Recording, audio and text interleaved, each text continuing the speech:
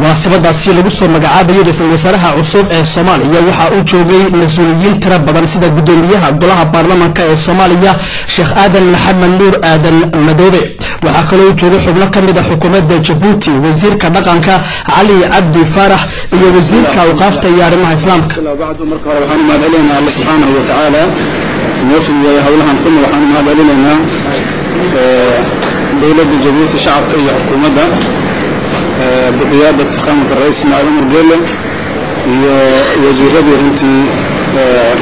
جهد قدر نحسه بحوي زي سوق الوحنا هذا لنا ولكن أحمد والعبد الله يعني بلاي بيدي إلى هذا تابعنا هوشان وحنا هذا لنا سفارة كالدوان سفارة مريكا ودولة مريكا كذلك تبحيان أفريكان يونيون دولة هاريو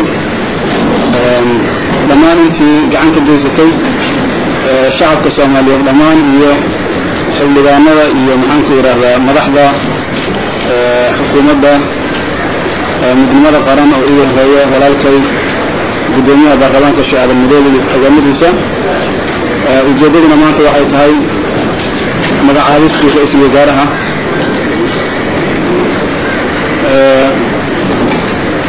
مركي أنا رقمي ضرب كأفرقني أفراد أحدكم الجاركة أود السيناء مدحوينها كل مقعد الوزير ككورة مركي عن تحرى عي فلين توشيس في جيبوتي ها إن حكومة مدينة قرن لصادس مركي عن لطة شبي اللبانة سياسيين تا وغياشا وحقرتك علماء دينك جناستك ورشد غيتك هوانك أغنيان كالصومالية وحانو ملعابي وزير ككولاد ودولة المدينة قرن مدن عمر عبد الرشيد علي شرماركي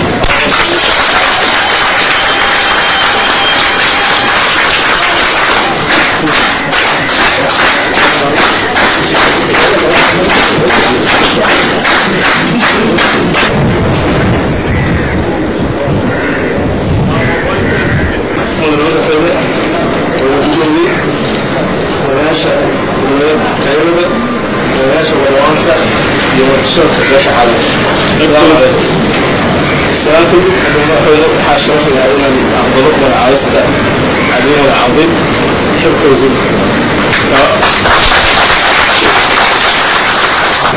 ودولية حلوة سنة عليس إلى الشخص الشخصي المحاولة الحلقة تعمل كان يسمى الحلقة ووضع الخمرية يجبت المهورية سنة أو رسول هاي وحاول نقول الحقوات الخرافة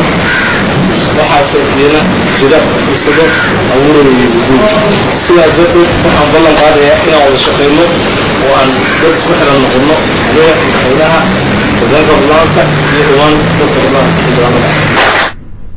عمر عبد الرشيد علي شرماكي رئيس وزراء عصوب الصومالية وكان لي مناسبة دي لغصة مقعابي مانتا إساقو أوكاق بلاي مقعابي داو مقعابي الشيخ شريف جغدا رئيس الوزراء عصوب الدولة من مقرن الصومالية كدب مركي وقبلي رئيس الوزراء عمر عبد الرشيد علي شرماكي وحاوسيه ورئيسي ارتديدا runtii sharaf ay tahay inaan la shaqeeyo xoolaha sharaf ay yahay inaan wadanka u shaqeeyo runtii waqti waxaan maleynaa aad u adag haddana waxaa jira rajooyin badan haddii la yidhaahdo waxaan rajaynaynaa inaan wadanka ku noqonno inaan heshiiskii si wada noloshiisa ka wadno inaan wadda barakacday ka shaqeyno sidii gurigeeda ugu noqon lahaayeen in maaragtay inaan ka shaqeyno sidii dowlad tooya leh oo runtii ka tarjumi karto maanta dhibaatada taagan inaan degdeg u soo magacaabno عمر عبد الرشيد علي شرماكي رئيس وزراء عصوب الصومالية وصغال إيا أفرتين جير وحانا وشقيين مدبدا قرامدا مدوبي رئيس وزراء عصوب الصومالية مدن عمر عبد الرشيد علي شرماكي وحاو كمدي هاي ويلشي بلاي الله ونحرسته عبد الرشيد علي شرماكي ومركاها مدحوينه وحانا ويهي من سوق التيحرير كلا الدول قارهان وغورين وحاو لشيكو سغال بغولي اللحن كل شيء الصومالية عمر عبد الرشيد علي شرماكي شقويك سوق التي وحا كمدها قرامدا مدوبي إساقو كهو بلاي دلالك السودان إيو السيراليون waxbarashadiisa uu ku bartay inta badan dhinaca dalka Canada gaar ahaan magaalada Ottawa isagoo ka qaatay shahaadada masterka jaamacadda ku taala magaalada Ottawa ee dalka Canada gaar ahaan dhinaca cilmiga siyaasadda waxa uu markaa la taliyo dhinaca siyaasadda dawladda ku meel gaarka cumar cabdirashiid cali sharmaake maanta ayaa si rasmiya ugu dhawaaqay madaxweyne sheekh shariif sheekh axmed ra-iisul wasaaraha cusub ee Soomaaliya waxaana ka dambeysay kadib doorashooyinkii lagu soo doortay madaxweynaha cusub ee Soomaaliya sheekh shariif sheekh axmed taasi oo kadib hadda loo gudagalay dhismaha ra-iisul wasaaraha cusub oo isagoo soo dhisi doona xukuumadda mustaqbalka ee dowladda ku meel gaarka ee Soomaaliya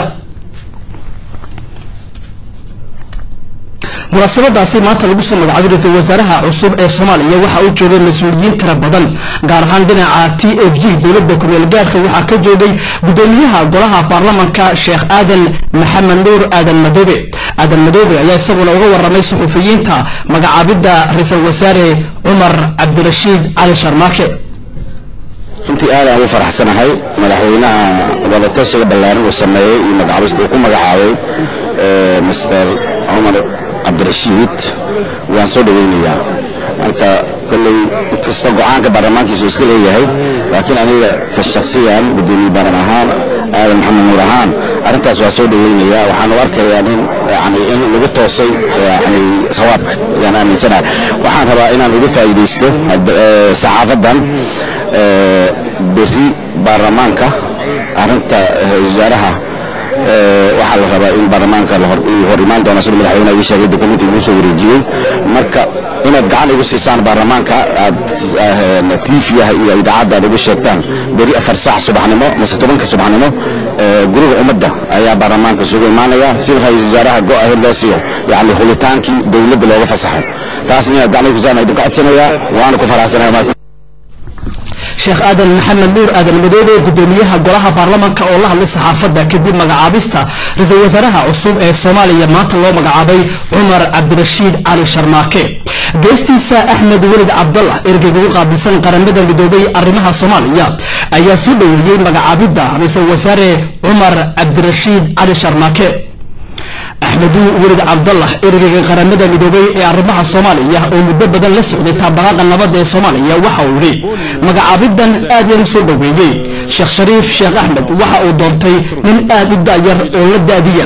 وحانه بايولي أحمد ولد عبد الله إن عمر عبد الرشيد علي شرماكي وكقيل قادم دولو